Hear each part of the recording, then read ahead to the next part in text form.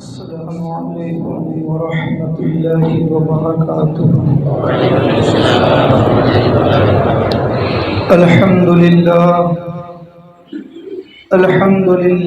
نحمده ونصلي ونسلم على حبیبه الکریم، اما بعد فاعوذ باللہ من الشیطان الرجیم، بسم اللہ الرحمن الرحیم۔ ألا إن أولياء الله لا خوف عليهم ولا هم يحزنون الذين آمنوا وكانوا يتقون لهم البشرى في الحياة الدنيا وفي الآخرة لا تبديل لكلمات الله صدق الله مولانا العظيم وصدق رسوله النبي الأمين المعين الكريم، ونحن على ذلك لمن الشاهدين ومن الشاكرين والحمد لله رب العالمين۔ معزز سامعین کرام، آئیے ہم اور آپ نہایت ہی عقیدت و احترام کے ساتھ حضور صاحب الاولاد فخر موجودات رحمت عالم نور مجسم جناب احمد مجتبی محمد مصطفیٰ صلی اللہ علیہ وسلم کی بارگاہ اقدس میں درود و سلام کا نذرانہ پیش کرنے پڑی۔ اللہم صلی علی سیدنا و شفیعنا و نبینا و مولانا و ملیانا محمد معدن الجود والکرم وعلی آلہ و صحابہ بارک وسلم صلاة و سلام علیک یا رسول اللہ، صلاة و سلام علیک یا حبیب اللہ۔ معزز سامعین کرام، اللہ تبارک و تعالی نے انسان کو اس دنیا میں طلب کمال کے لیے پیدا فرمایا۔ یہ دنیا ایک فانی شے ہے اور ایک دن ہم سب کو اس دنیا سے دار الآخرت کی جانب ہجرت کرنا ہے۔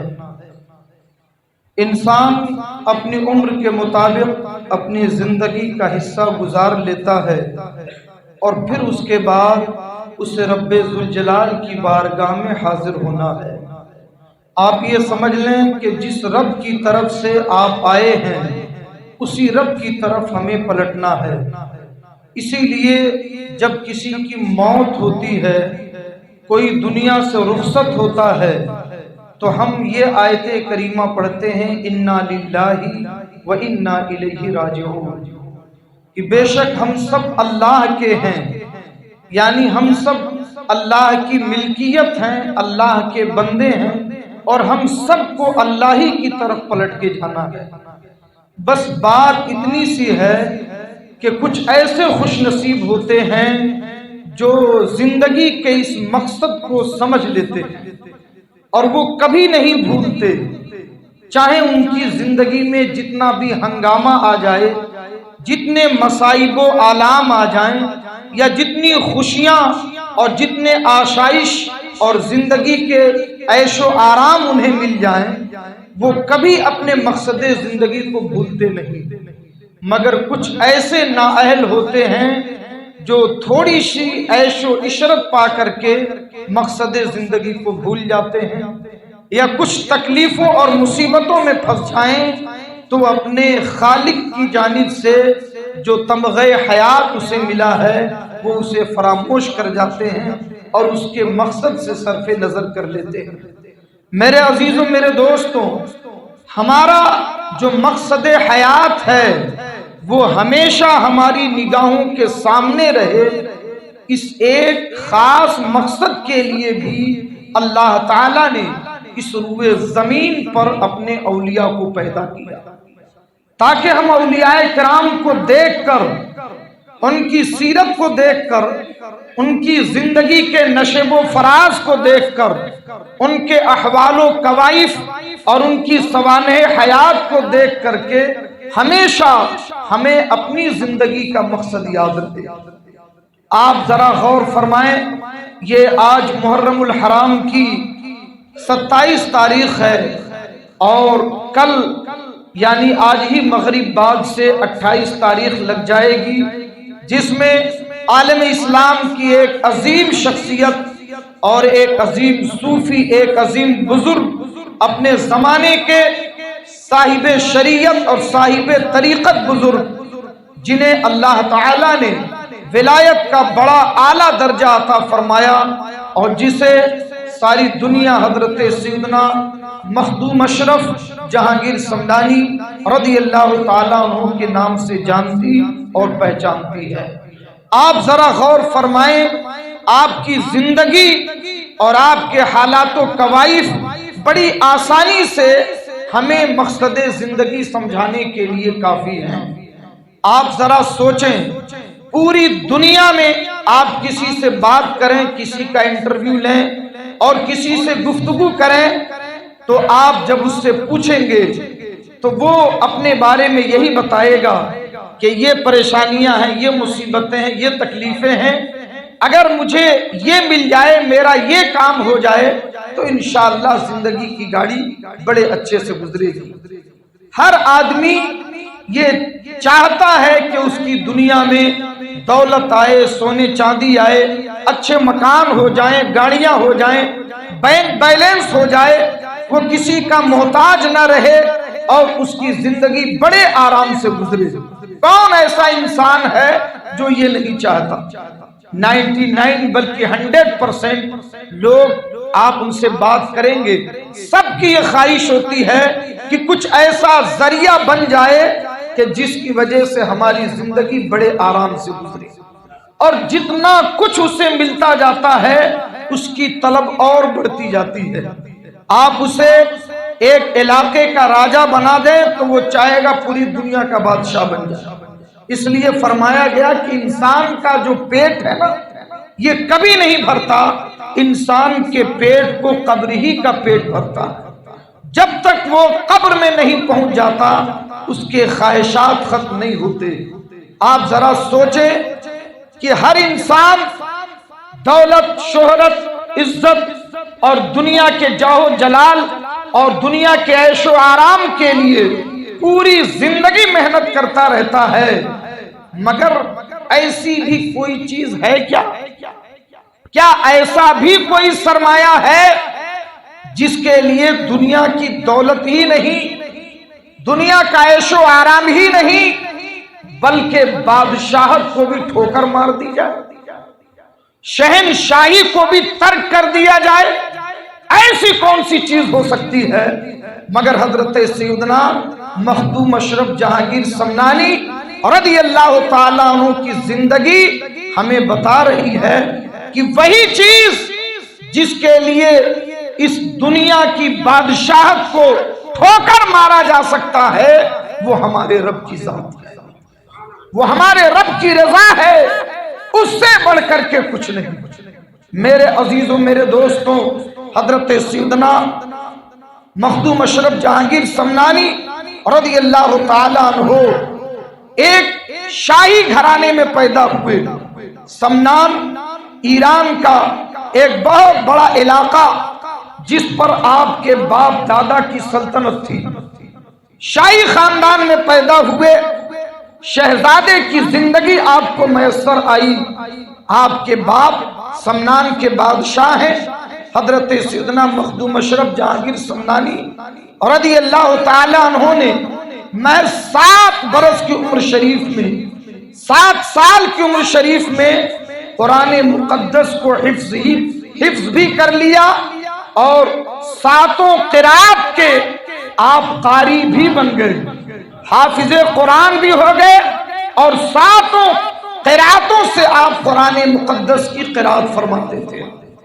اور پھر عمر کی بہاریں جب 14ویں منزل میں داخل ہوئی، 14 سال کی عمر شریف آپ کی ہوئی، تو آپ تمام علوم مروجہ، علوم اسلامیہ جو اس وقت پڑھے اور پڑھائے جاتے تھے اس میں آپ کامل اور مکمل ہو گئے۔ 15 سال کی عمر شریف میں آپ سمنان کے بادشاہ بن گئے، کیونکہ جب آپ تعلیم حاصل کر رہے تھے تبھی آپ کے والد کا انتقال ہو گیا۔ چونکہ آپ بڑے صاحبزادے تھے، اس لیے باپ کے انتقال کے بعد حضرت سیدنا مخدوم اشرف جہانگیر سمنانی رضی اللہ تعالیٰ عنہ کو سمنان کا بادشاہ بنا دیا گیا۔ آپ بادشاہ بن گئے اور بادشاہت کی۔ اب بتائیے ایک انسان کو بادشاہ بنا دیا جائے، پھر اس کے بعد اس کی کیا خواہش ہوگی؟ یہاں تو دو چار گالے، دو چار دکانیں، دو چار کاروبار ہو جائیں تو انسان اپنے آپ کو فرعون سمجھنے لگتا ہے۔ وہ سوچتا ہے میری طرح کوئی ہے ہی نہیں۔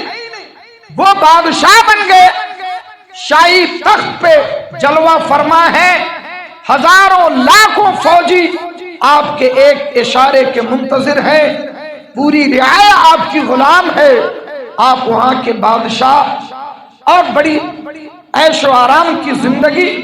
ظاہر سی بات ہے ہر چیز جو وہ چاہتے ان کے لیے میسر تھی، مگر اس کے باوجود دل کسی اور چیز کی تلاش میں تھا، مزاج کسی اور جانب لگا ہوا تھا، اور اندر سے ایک آواز آتی تھی کہ مخدوم اشرف، تمہارا درجہ اور تمہاری منزل دنیا کی بادشاہت نہیں بلکہ اللہ کا قرب ہے۔ آخر کار ایک دن ایسا آیا، حضرت سیدنا خضر علیہ السلام آپ کے خواب میں تشریف لائے اور فرمایا کہ بیٹا، جس منزل کی تلاش میں تمہارا دل لگا ہوا ہے وہ منزل تخت شاہی پہ نہیں ملے گی، وہ تو فقیروں اور درویشوں اور اللہ والوں کی خدمت گزاری ملے گی۔ اس لیے اگر تمہیں وہ دولت چاہیے تو اس بادشاہت کو چھوڑو، اور جو بادشاہت اللہ تعالیٰ نے اولیاء کرام کے لیے رکھی ہے اس کے لیے ہندوستان کا سفر کرو۔ حضرت سیدنا مخدوم اشرف جہانگیر سمنانی رضی اللہ تعالیٰ عنہ آپ تیار ہوئے اور آپ نے اپنے چھوٹے بھائی کو تخت شاہی پہ بٹھایا اور سلطنت کا تمام کام ان کے حوالے کر دیا۔ یہاں ایک ایک بالشت پر دو بھائیوں میں ایسی لڑائی ہوتی ہے کہ جناب والا تھانہ پولیس اور کورٹ تک پہنچ جاتے ہیں۔ ایک ایک میڑ زمین کے لیے تھوڑی سی میڑ کاٹ لی تو صاحب اس پر کدال چل جاتی ہے، لاٹھی اور ڈنڈا لے کر کے گھر پہ چڑھ جاتے ہیں۔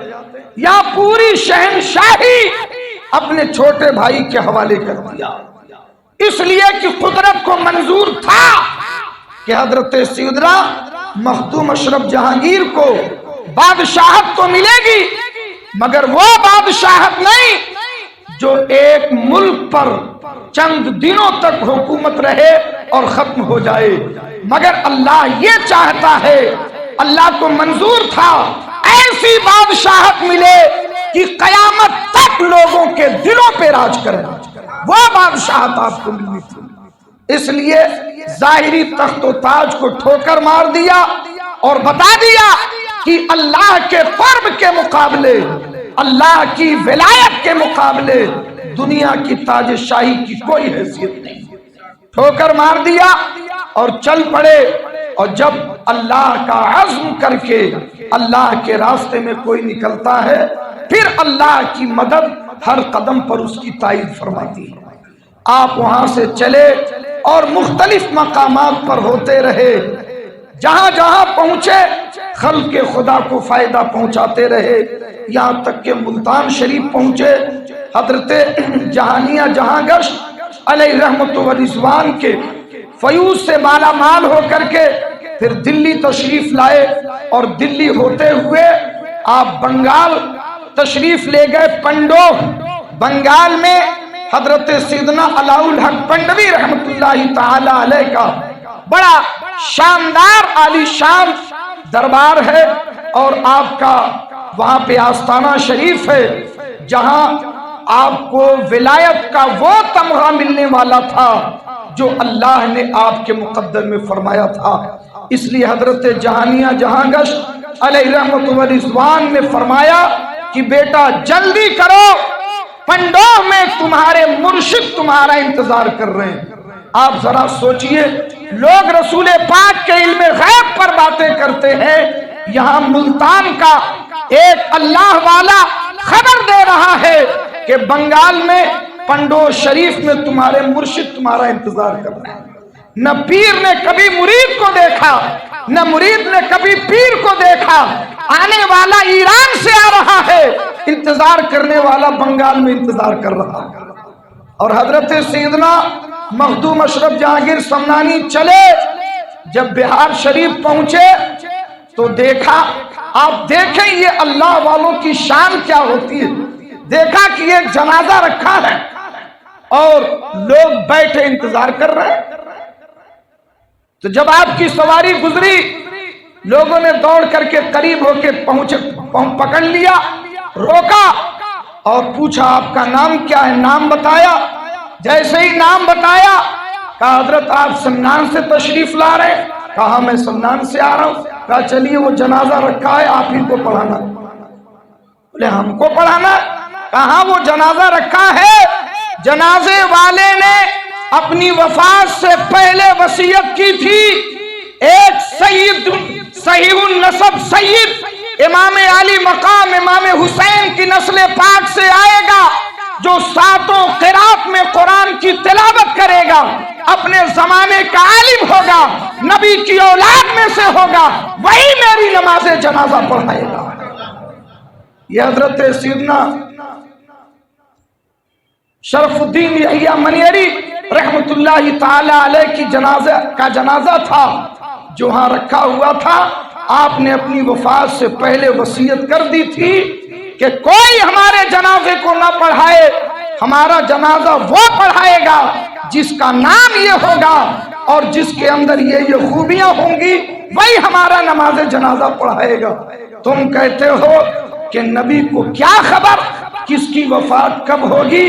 اللہ کے ولی کو رسول پاک کے صدقے میں یہ خبر ہے کہ میری وفات کس دن ہوگی اور مخدوم اشرف کب آئیں گے اور کون ہماری نماز جنازہ پڑھائے گا۔ جب آپ کو وہ وصیت دکھائی گئی تو آپ نے ان کی نماز جنازہ پڑھائی۔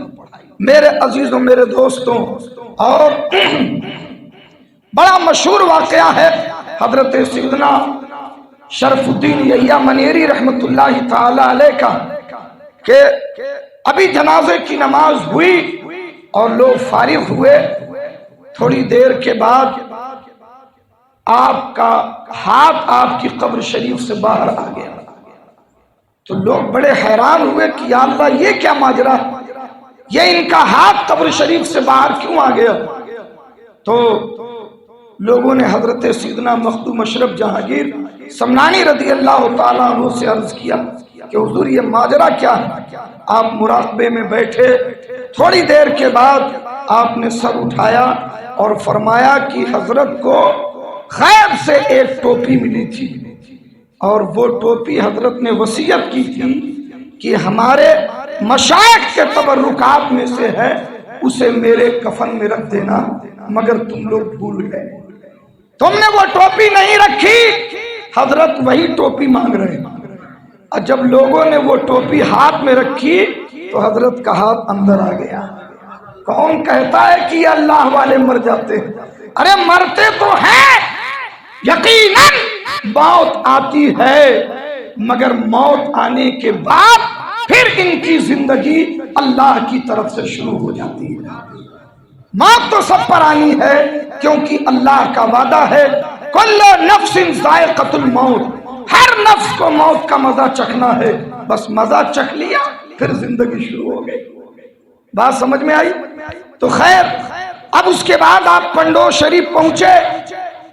اب آپ ذرا دیکھیں، اس زمانے میں نہ ٹیلی فون، نہ موبائل، نہ تار، نہ اس طریقے کا کوئی تیز رفتاری کے ساتھ پیغام پہنچانے کا کوئی آلہ، مگر حضرت سیدنا مخدوم اشرف جہانگیر سمنانی رضی اللہ تعالیٰ عنہ جب بنگال کی سرزمین پر پہنچے اور پنڈو کے قریب پہنچے ہیں تو کیا دیکھتے ہیں کہ حضرت سیدنا علاء الحق پنڈوی رحمت اللہ تعالی علیہ اپنے خلفاء اور مریدین کے ساتھ اپنی خانقاہ سے باہر اس راستے پر کھڑے ہو کر کے انتظار کر رہے ہیں جس راستے سے مخدوم صاحب کو آنا تھا۔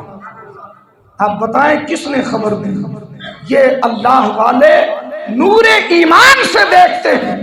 حدیث شریف میں آیا اتقوا فراست المومن فإنہ ینظر بنور اللہ، مومن کی فراست ایمانی سے بچو، اس لیے کہ وہ اللہ کے نور سے دیکھتا ہے۔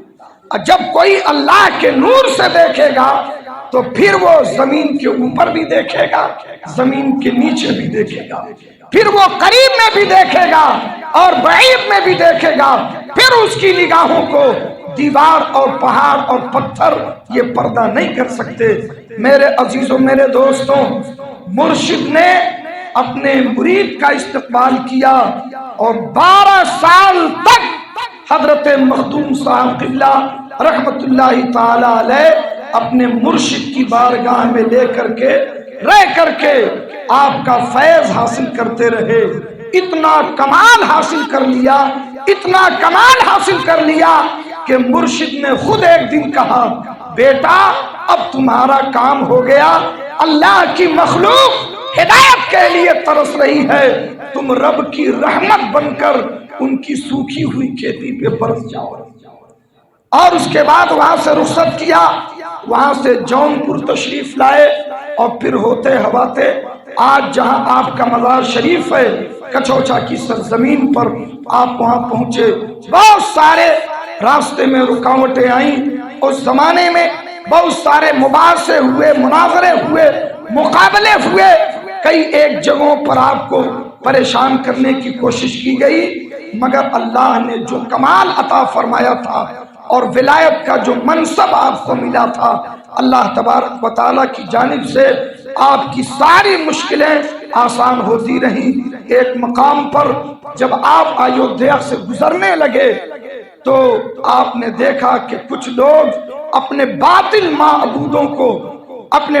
معبودوں کو لے کر کے اس کی پرستش کر رہے ہیں، اور آپ کو انہوں نے مقابلے کا چیلنج کیا کہ اگر تم جس دین کا پرچار کر رہے ہو اگر وہ حق ہے تو ہمارے سامنے ثابت کر کے دکھاؤ۔ بڑے بڑے تپسیا کرنے والے اور جن کو یہ سمجھیے کہ تارک الدنیا وہ لوگ اپنی اصطلاح میں کہتے ہیں، جس کو سنیاسی تک کہتے ہیں، نہ جانے کتنے کتنے برس تک تپسیا اور محنت مجاہدہ کرنے والے، ان کی پوری ٹیم حضرت مخدوم صاحب کے سامنے تھی۔ ایک سے ایک اس میں بڑا سے بڑا جادوگر، ایک سے ایک بڑا سے بڑا کالے کرتوت کرنے والا، انہیں اپنی شیطانی طاقت پر ناز تھا کہ ہم انہیں پریشان کر دیں گے اور انہیں ان کی اوقات دکھائیں گے، مگر انہیں معلوم نہیں تھا کہ شیطانی طاقت چاہے جتنی بلند ہو جائے مگر اللہ کی طاقت کے آگے اس کی کوئی حیثیت نہیں۔ اس لیے مخدوم صاحب بے فکر تھے، انہوں نے کہا کہ آپ ثابت کیجئے کہ آپ جس دین کا پرچار کر رہے ہیں وہ حق ہے۔ آپ نے فرمایا اگر میں ثابت کر دوں، اگر یہ ثابت کر دوں تو کیا ہوگا؟ تو ان لوگوں نے کہا کہ ہم آپ کے دین کا کلمہ پڑھ لیں گے، اس لیے کہ اگر یہ ثابت ہو گیا کہ آپ کا دین حق ہے تو حق بات پر ہم قائم ہو جائیں گے۔ مخدوم صاحب نے فرمایا اس کا کیا طریقہ؟ انہوں نے کہا کہ کوئی ایسا طریقہ آپ اپنائیں کہ مجھے یقین آ جائے، ہمیں یقین آ جائے کہ واقعی آپ کا دین سچا ہے۔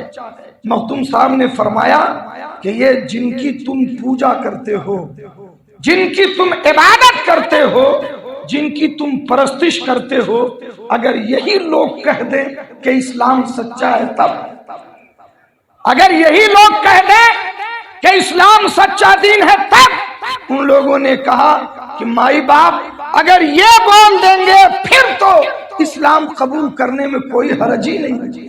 آپ نے فرمایا ان میں جو سب سے بڑا ان کا باطل معبود کھڑا کیا گیا تھا اس کی طرف اشارہ کیا، فرمایا بتا میرے نبی کون ہیں، میرے نبی کا کلمہ کیا ہے؟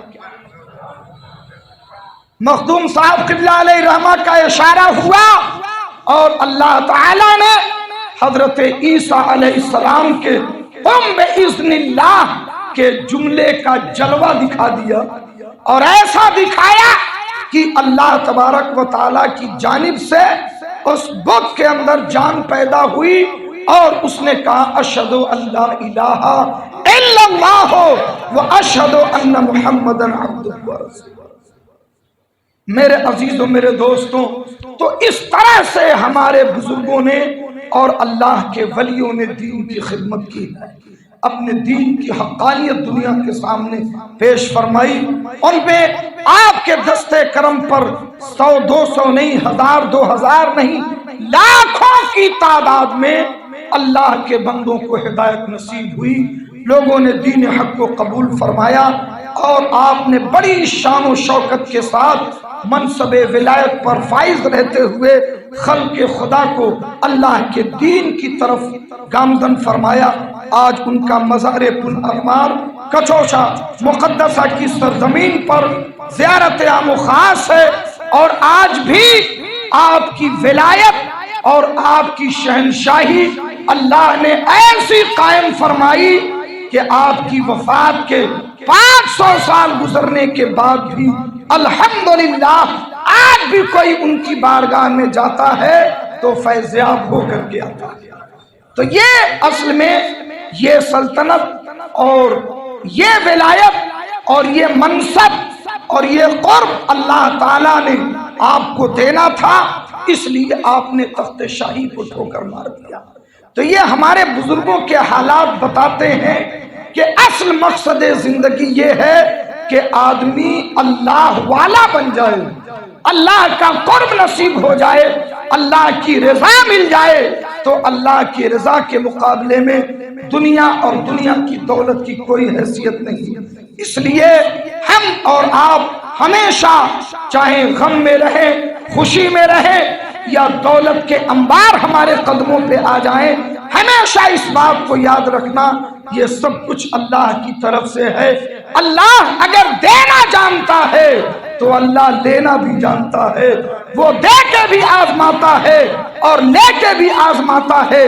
اس لیے کبھی فرعون بننے کی کوشش نہ کرو، ورنہ فرعون جہنم میں گیا، اس کے نقش قدم پہ چلنے والے بھی جہنم میں جائیں گے۔